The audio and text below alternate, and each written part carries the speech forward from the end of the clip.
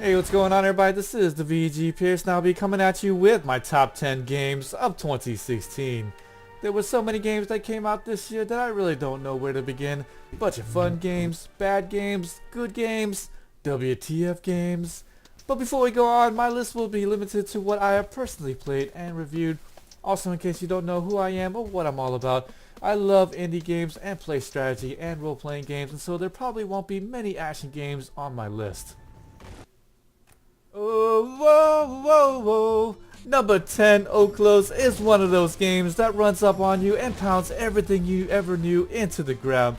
Though by no means a very deep game, as all your mod really does is run around like wild, crazy people and break stuff. That's what makes this game loads of fun. You run around and break stuff, all in the name of democracy. Now I could be ninja in Shadow Tactics Blaze of the Shogun, where I can sneak up on my prey and do it from behind. Oh yeah, oh yeah. This is still a very well crafted stealth oriented real-time strategy game.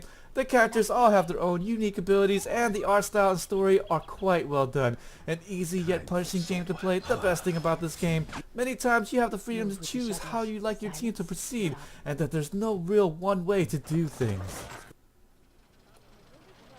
Time for number 8.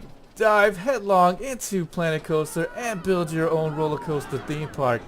Though a somewhat easy management game, it's all about the details as you place the sights and sounds to help augment your rides for your guests' entertainment. Sure, once in a while I can't place the buildings perfectly, or the road gets a bit crooked and my OCD hates me for it. Overall, you can easily lose many hours perfecting every nook and cranny of your theme park and come away feeling like Picasso, stepping away from your latest masterpiece. Smile and nod politely across the meeting room table as you take down your enemies through a hostile takeover. Offworld Trading Company is a game where you do not directly attack your opponents for the most part. Hire unscrupulous pirates and spies as you sabotage your way to victory. With a few different factions to choose from, you can be assured that each and every gameplay will be different from the last. The greatest downfall comes from the fact that you can reuse the same tactics and strategy over and over again with a few variances to get the win. However, it still doesn't take away from the unique flavor that this game brings to the table. Number 6. Hell has arrived as the Ethereals invade in Grim Dawn. Fight your way through piles of zombies, spiders, and whatever the hell that is. What the hell is that? The levels are all pre-rendered. You can sprawl through every nook and cranny with up to 4 players simultaneously. Grab loot whenever it can be found and craft and upgrade your characters to face even more menacing baddies that are always ready to rip you apart. And now for my number 5. Total War WarHAMMER brings some of your favorite races together once again to wage epic war upon the battlefield. Though veterans of the Total War series will notice that some of the same strategy and tactics will work on this game, where else can you go see a spider-mounted archer? But it's not just about the fighting. Be sure to play nice with the neighbors who are stronger than you and make the best use of your cities, or soon you will find them all in ruin. At number 4, I'm going to put this grand strategy space game right here, Stellaris. Though there are a bunch of things going on, it is astonishingly easy to pick up and play. The tech tree seemingly goes on forever and there's so many things to research. Even the fights are easy to understand, as all you need to do is have a fairly larger number than the other guy and you should be able to get victory. With randomized enemies and traits, you never know who you're going to meet. Just be sure you're well rested before you start up, because you're going to lose a lot of sleep from accidentally playing well into the morning hours. Get your rear in gear, as the Xenomorphs have already won in XCOM 2. With my number 3, you play an alternate path where your soldiers are rogue units fighting once again with their backs against the wall. But hey, that's okay, because we have the guns, we have the technology, we just need the recruits to stop dying.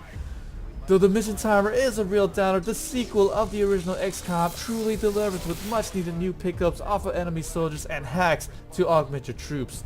Now if I could just stop missing these high percentage shots. No!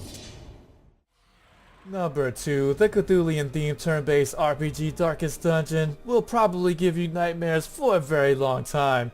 Though not for the faint-hearted or the faint-minded, This game will make you think twice before entering once again into another dungeon. Your characters will more often than not die or go insane. If they somehow do make it, mending devices are ways to help bring them back from the brink, most of the time. The artwork and that deep voiceover are extremely well done and well timed, adding to the overall atmosphere and theme. Heck, even if you end up never beating the game, the experience was well worth the money and time.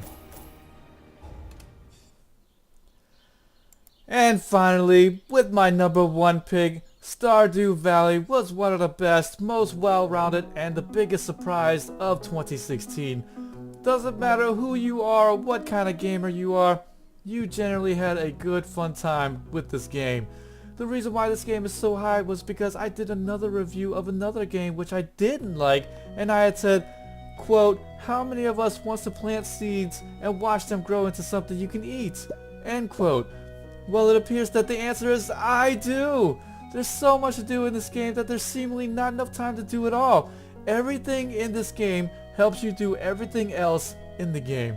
Like, fishing can be used to get stamina restoration, to go dungeon diving, so you can get ore, so you can craft a better weapon, so you can fight the monster, and in turn finish the quest for a reward that gives you more seeds, so you can grow a gold star pumpkin to win the spring fair contest, so you can get closer to the person you like and get money to buy lures for your fishing rod and go fishing to do it all over again. I cannot believe just how great Stardew Valley has ranked in my list. And with that, another year has gone by and 2017 promises to bring more games to help empty my wallet, and I can't wait!